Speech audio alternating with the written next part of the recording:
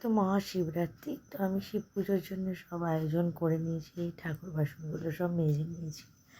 ঠাকুর বাসন বেশ পিতলের বাসন, তেঁতুল দিয়ে লেবু দিয়ে চকচক করে মাজতে আমার খুব ভালো লাগে কিন্তু বন্ধুরা, জানো তো। আর তারপরে দেখো, সব আমি জোগাড় করে নিয়েছি যতটুকু আমার সামর্থ্য। আর সব কিছু আমি করতেও পারিনি, অনেক কিছু পাইনি, আমার বাড়ির থেকে বাজারটা অনেক দূরে। তো আমি যা পেয়েছি আর কি, সেগুলো দিয়েই আমি আমার মতন করে পুজো দিলাম। বারবার করে দোকানে যেতে পারছি না। আগে আমার বরকে বললে বর তাও এনে দিত, এখন যেহেতু আমার হাজব্যান্ডও অসুস্থ, সে যে বেরাতে পারছে না, তো শিবটা আজকে শিবের জায়গা থেকে নিয়ে এসে আজকে পাথরের বাটিতে রেখে একটু দুধটা ঢালবো। সবসময় তো ওখানেই থাকে। তো আমি শিবের জন্য যা যা লাগে পঞ্চামৃত সব রেডি করে নিয়েছি। দেখো, আমি দুধের মধ্যে ঘি, মধু, মিশ্রি, শর্করা সব মিশিয়ে, আর ওটাকে কী বলে, সিদ্ধি, সব মিশিয়ে রেডি করে নিয়েছি। আমি শিবকে যে জলটা অর্পণ করব, আর শিবকেও আমি দেখো একটু ঘি মধু দিয়ে একটু মাখিয়ে স্নান করাবো, তাই একটু ঘি মাখিয়ে নিচ্ছি।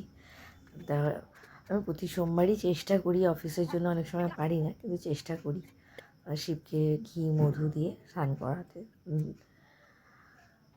তো আমি ঘরের ঠাকুরকেই শিবের মাথায় জল ঢালবো। আমি আর মন্দিরে যাই না, প্রত্যেক বছরই ঘরে ঢালি, একবার মন্দিরে জাস্ট যাই।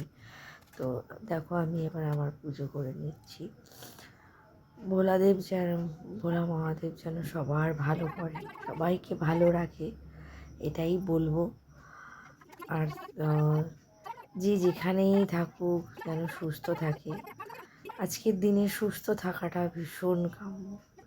শরীর সুস্থ রাখাটা আমরা এটাই স্বাস্থ্যই সম্পদ, যেটা পড়েছিলাম, তো সেটা এখন ভীষণভাবে প্রয়োজন। আজকের দিনে এত ভেজাল খাচ্ছি, এত কিছু, এত রাস্তায় বেরালে এত অ্যাক্সিডেন্ট, এত কিছু হয়।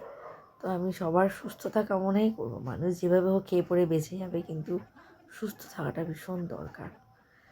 আর আমি তো নিজেকে মনে করি সুস্থ থাকতেই হবে, কারণ সবাইকে দেখভাল করতে হবে। আমার বরমাসেও চলে এসছে, সে শিবের মাথায় জল ঢালছে।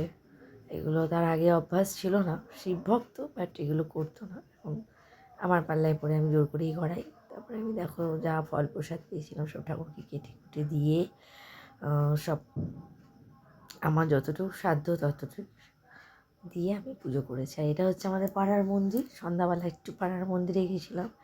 এবার আমি সেজেগুজে শাড়ি পরে